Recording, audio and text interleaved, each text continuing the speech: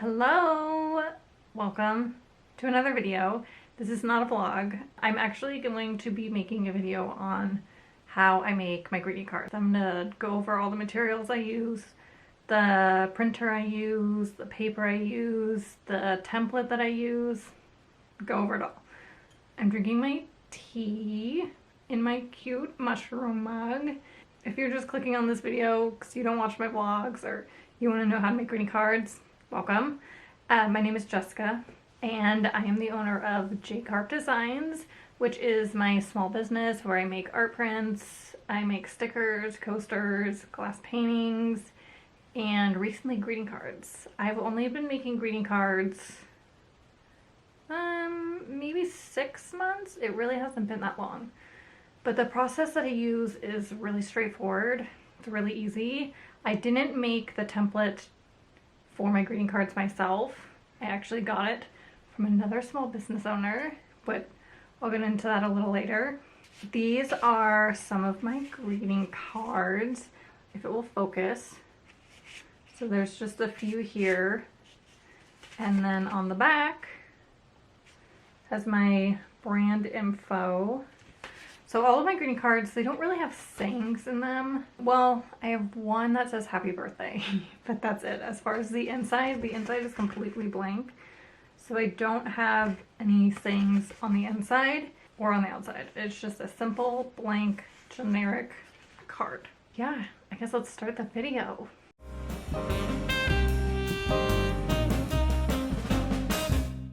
Okay, it's a little dark. You guys are in front of my computer. And I'm gonna kind of walk you through how I use the template. This is my folder where I keep all of my greeting cards.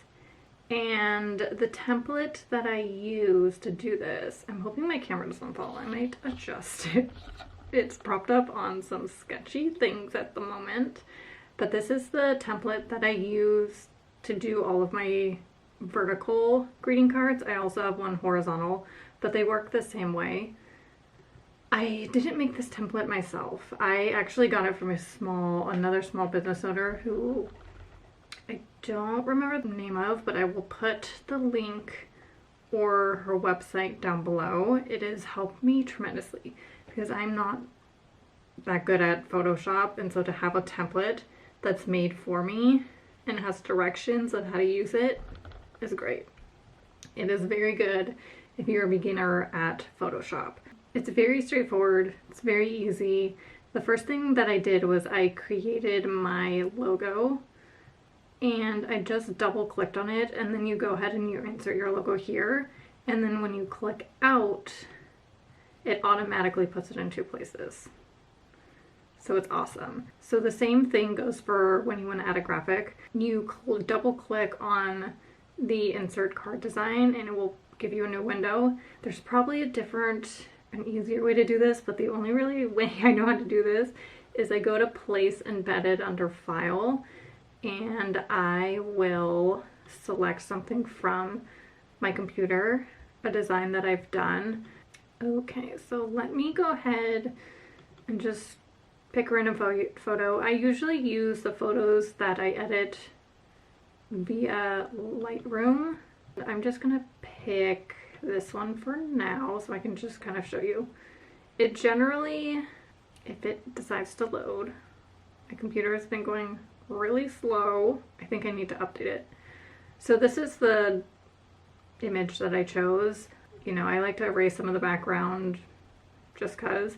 You definitely don't have to, but once you have the design that you're happy with, you exit out, save it, make sure to save it, and then it will bring you back to this. And that's your card. You can print it from Photoshop. I generally don't do that because the settings on my printer are a little weird and it always gives me like a white gap at the bottom of the card. So I don't do that.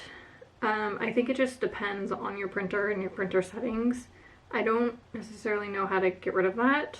I will generally export it as a JPEG and then I'll print it from my computer from there, just because it's easier and I can adjust the image if I want. It's just like a personal preference. Okay, so I am actually going to print this and then I'll show you my printer.